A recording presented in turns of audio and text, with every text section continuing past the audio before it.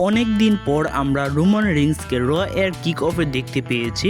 তো আজকে র এর কিক অফে আমরা দেখতে পেয়েছি রোমান রিংসকে রিংয়ে চলে যায় এবং রোমান রিংসকে ইন্টারাপ্ট করতে চলে আসে ব্রিক ব্রনসন রিড। তো Roman Reigns and Brick Bronson রিডের মধ্যে আজকে আমরা একটি ভয়াবহ ব্রলিং মুভমেন্ট দেখতে পেয়েছি। তো আমরা ক্ল্যাশ ইন প্যারিসে কিন্তু Roman Reigns versus Brick Bronson রিডের একটি ম্যাচও দেখতে চলেছি। তো আজকে আমরা দেখতে পেয়েছি ব্রিক ব্রনসন রিডের গায়ে একটি টি শার্টে ছিল ট্রাইবাল থিফ এবং তার উপরে ছিল দুটি শুজ রোমান রিংসের জুতো।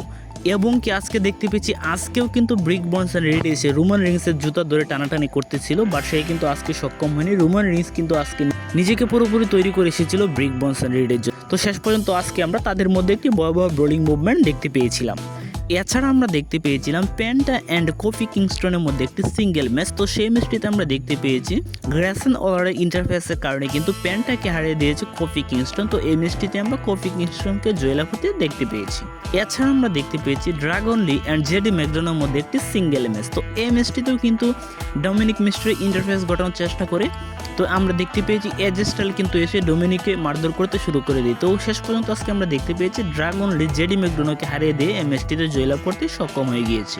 এবং কি আমরা ব্যাক স্টেজ থেকে জানতে পেরেছি যে নেক্সট উইক রয়ের এপিসোডে আমরা দেখতে চলেছি এজ স্টাইল ভার্সেস ডোমিনিকের মধ্যে একটি ইন্টারকন্টিনেন্টাল টাইটেলের জন্য একটি ম্যাচ।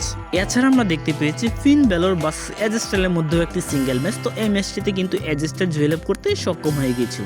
বেকি লিঞ্চ অ্যান্ড নিকি বেলার মধ্যে একটি ভয়াবহ সেগমেন্ট ছিল, যেহেতু আমরা ক্ল্যাশ ইন প্যারিসে দেখতে চলেছি নিকি বেলা অ্যান্ড বেকি লিঞ্চের মধ্যে একটি ইন্টারকন্টিনেন্টাল টাইটেলের জন্য একটি ম্যাচ। তাদের মধ্যে আজকে চলছিল একটি ভয়াবহ সেগমেন্ট এবং চলছিল কিছু ব্রলিং মুভমেন্ট, কিন্তু দুজনের জন্য সম্পূর্ণভাবে প্রস্তুত হয়েছিল। তো কেউ কাউকে কিন্তু ঠিকমতো মারধর বা পেটাতে পারেনি।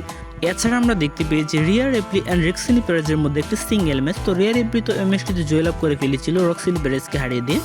তো তার পরবর্তীতে আমরা দেখতে পেয়েছি রিকল রদ্রিগেজ এসে কিন্তু রিয়া রিপ্লিকে অ্যাটাক করতে শুরু করে। তো রিকল রদ্রিগেজ অ্যান্ড রক্সিনি পেরেজ মিলে কিন্তু রিয়া রিপ্লিকে মারধর করতে শুরু করেছিল, কিন্তু তাকে বাঁচাতে কে চলে আসে ইও স্কাই। তো ইও স্কাই অ্যান্ড রিয়া রিপ্লি কিন্তু রিকল রদ্রিগেজ অ্যান্ড রক্সিনি পেরেজের বিরুদ্ধে মুভমেন্টটি ধরে রাখতে পেরেছি। তো ব্যাক স্টেজে আমরা আরো একটি ভয়াবহ মুভমেন্ট দেখতে পেয়েছি ইও স্কাই অ্যান্ড আসুকার মধ্যে। তো আমরা ভবিষ্যতে ইও স্কাই অ্যান্ড আসুকার মধ্যে খুব ভালো ম্যাচ দেখতে চলেছি খুব শীঘ্রই, কারণ তাদের মধ্যে কিন্তু ব্রেকআপ চলমান আছে, মানে যে কোনো টাইমে ফুললি ব্রেকআপ হয়ে যেতে পারে। এবং কি আজকে সর্বশেষ রয়্যাল মেইন ইভেন্ট আমরা দেখতে পেয়েছি এলএ নাইট অ্যান্ড ব্রন বেকার মধ্যে একটি সিঙ্গেল ম্যাচ। তো এই ম্যাচটি চলাকালীন একটি মুহূর্তে আমরা দেখতে পেয়েছি সেথ ফ্রিকান রোলেন্সের ম্যাচটিতে ইন্টারফেস করে, যার ফলে কিন্তু ম্যাচের ডিসকুয়ালিফিকেশন হয়ে যায়। তো তার পরবর্তীতে আমরা দেখতে পেয়েছি Jey Uso LA Knight versus Seth Freakin Rollins and Bron বেকারের মধ্যে একটি ব্রলিং মুভমেন্ট। তো শেষ মুহূর্তে আমরা দেখতে পেয়েছি কে চলে আসে সিএম পাঙ্ক। তো সিএম পাঙ্ক এসে বাঁচিয়ে দেয় কিন্তু সকলকে। তো ব্রন বেকার অ্যান্ড সেথ ফ্রিকান রোলেন্স যখন রিং ছেড়ে চলে যাচ্ছিল তখন আমরা দেখতে পেয়েছি সিএম পাঙ্ক অ্যান্ড এলএ নাইটের মধ্যে একটি ভয়াবহ ফেসিং মুভমেন্ট এবং কি তাদেরকে আটকানোর চেষ্টা করে জেউসো। তো জেউসোকে কিন্তু কেউ কোনো দাম দেয় না। তো আমরা দেখতে পেয়েছি এলএ নাইট এবং সিএম পাঙ্কের মধ্যে কিছু একটি ব্রলিং মুভমেন্ট। তো এক সময় আমরা দেখতে পাই জেউসো কিন্তু একটি সুপার কিক মেরে দেয় এলএ নাইটকে এবং কি স্ট্যান্ডল করতে থাকে সিএম পাঙ্ক। তো সুযোগ বুঝে জেউসো সিএম পাঙ্কেও একটি সুপার কিক মেরে দেয়, যা আজকে রয়ের একটি ভালো মুভমেন্ট ছিল।